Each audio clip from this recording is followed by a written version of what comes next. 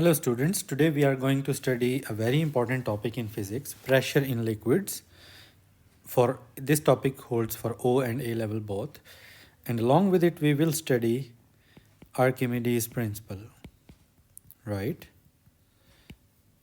This topic is only in A level physics, not in O level. So, but in order to understand Archimedes principle or Archimedes principle, we should have a concept of pressure in liquids. So let's recall this. Pressure in liquids.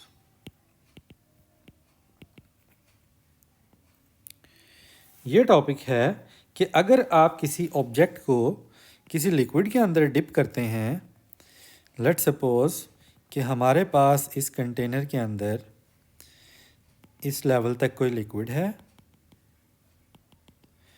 और इधर हमने कोई object रखा हुआ है. Now let's suppose कि इस object की जो डेप्थ है यहाँ तक लिक्विड के अंदर वो h है और लिक्विड की डेंसिटी सपोज करें, डेंसिटी ऑफ लिक्विड वो हम रिप्रेजेंट करते हैं लेटर रो के साथ. इसको रो पढ़ते हैं इस लेटर को. So pressure in liquids basically equal होता है रो जी एच. अब इसमें याद रखें रो जो है वो डेंसिटी है measured in kg per meter cube, normal unit of density. G is basically gravitational field strength.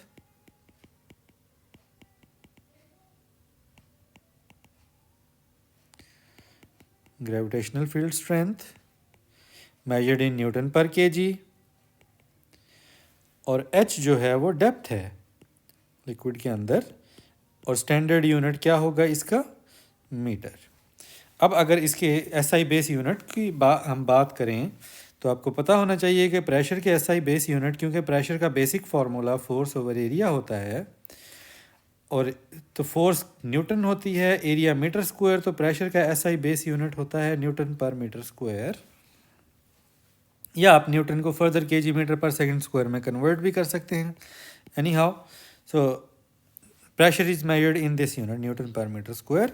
अब ज़रा हम इस फार्मूले का रो जी एच इसको एनालाइज अगर करें, so if we put units of density here which is K G metre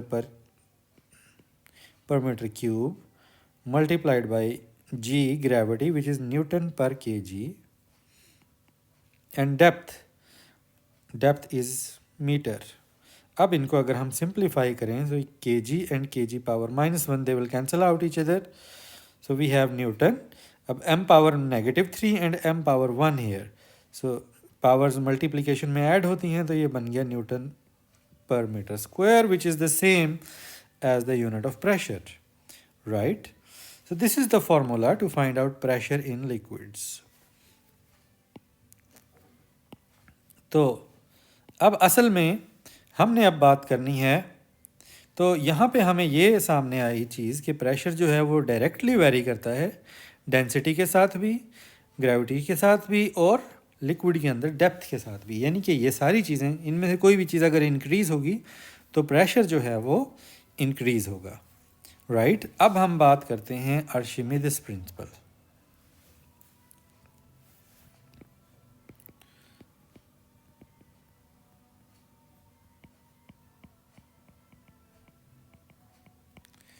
इस प्रिंसिपल को अंडरस्टैंड करने के लिए आप लोगों को ये नॉलेज होना चाहिए कि जब आप किसी ऑब्जेक्ट को लिक्विड के अंदर डिप करते हैं, लेट्स सपोज इस लिक्विड में हमने किसी भी ऑब्जेक्ट को, कोई ऑब्जेक्ट है यहाँ पे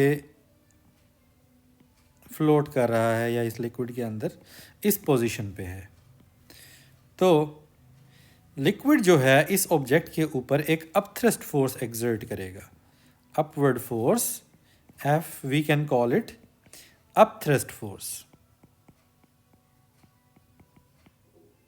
right. upthrust force की अगर हम बात करें तो आर्शिमिदिस प्रिंसिपल बेसिकली इस फोर्स की मैथमेटिकल डेरिवेशन भी हमें प्रोवाइड करता है. आर्शिमिदिस प्रिंसिपल क्या है, वो ये है बेटा कि when an object is totally or partially immersed in a liquid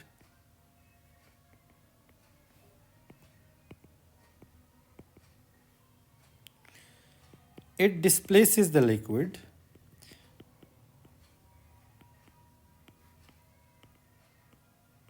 right क्योंकि ऑब्जेक्ट को जब आप लिक्विड के अंदर डिप करेंगे तो डेफिनेटली वो लिक्विड अपनी वॉल्यूम ऑक्यूपाई कुछ करेगा तो लिक्विड को डिस्प्लेस कर देगा अपनी जितना उसका वॉल्यूम है।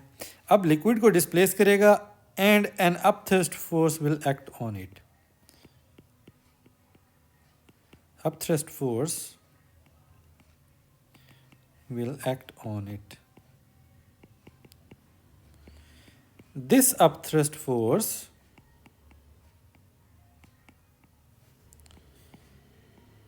is equal to the weight of displaced liquid, right? Means जितने वेट का लिक्विड ऑब्जेक्ट ने डिस्प्लेस किया है बेसिकली अपथ्रस्ट फोर्स भी उतनी ही एक्ट करेगी। अब हम बात करते हैं कि ये अपथ्रस्ट फोर्स का ओरिजिन क्या है। How does this upthrust force act और origin of upthrust force, why does it act.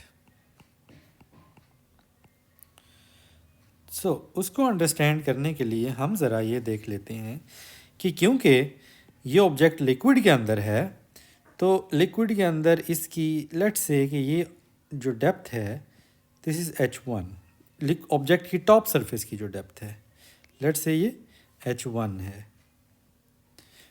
और ऑब्जेक्ट के बॉटम सरफेस की जो डेप्थ है let's suppose that is if I give a different colour to it, let's suppose कि ये depth h2 है, ये डेप्थ h1 है और ऑब्जेक्ट की अपनी जो हाइट है सपोज कर लें कि वो हाइट जो है वो h है।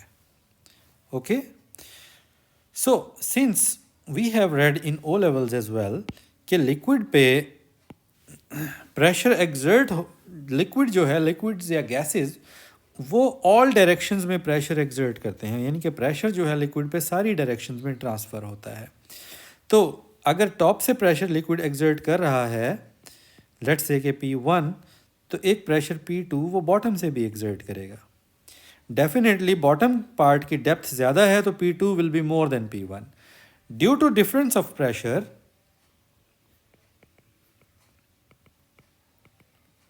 Due to difference of pressure at top and bottom surface,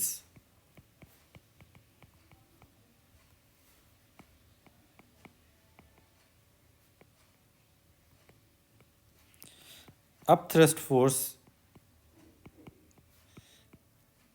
is produced. okay?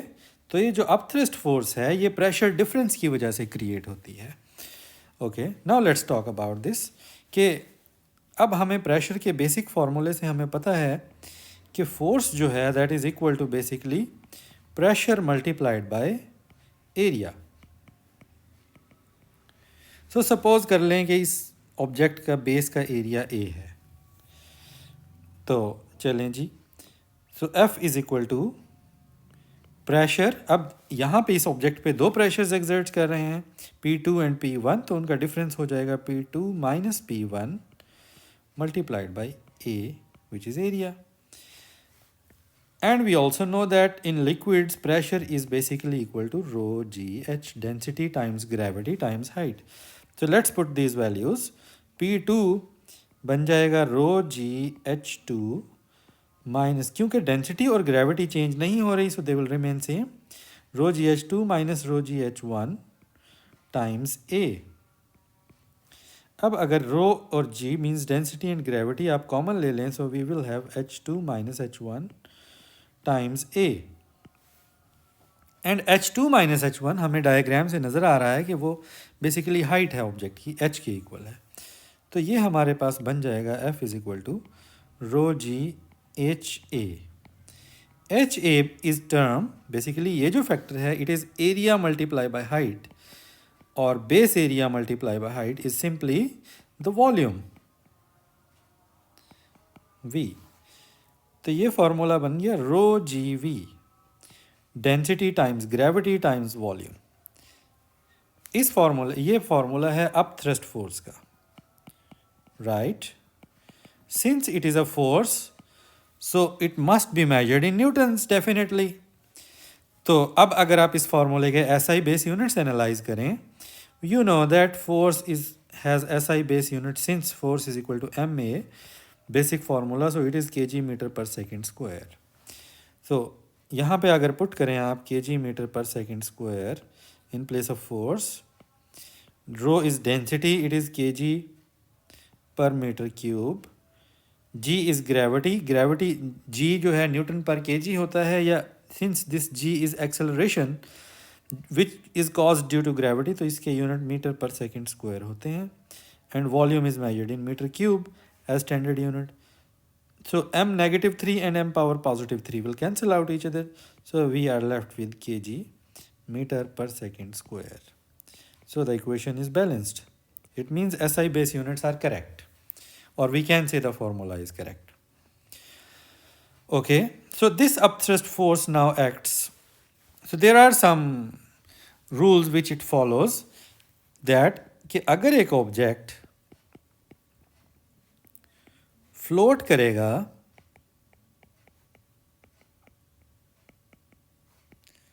On the surface, अगर ऑब्जेक्ट लिक्विड में फ्लोट करता है फिर भी उस ऑब्जेक्ट का कुछ ना कुछ पार्ट लिक्विड के अंदर डिप हो सकता है। लाइक कि अगर यहाँ पे एक ब्लॉक फ्लोट कर रहा है तो इस ब्लॉक का लेट्स से कि ये एक कंप्लीट ब्लॉक है, बट स्टिल कुछ पार्ट इसका लिक्विड के अंदर डिप हुआ होगा। सो इट मीन्स इसने कुछ ना कुछ लिक्विड को डिस्प्लेस किया है। Since it has displaced the liquid, so upthrust force acts on it, but in this case upthrust force will be equal to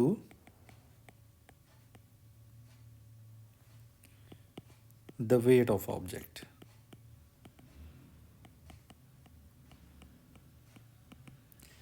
Similarly, when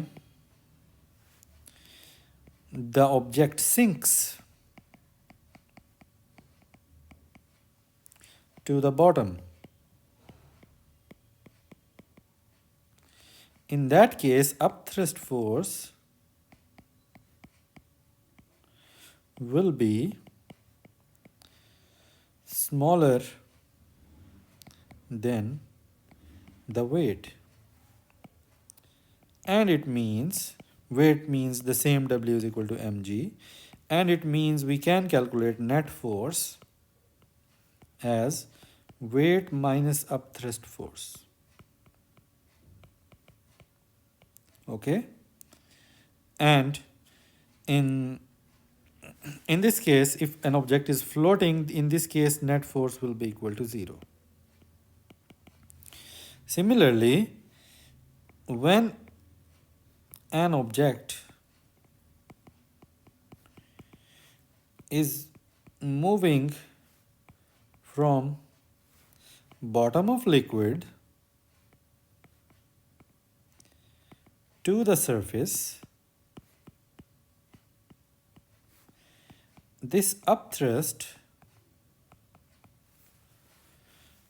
force will be larger than weight. So in this case, net force will be equal to upthrust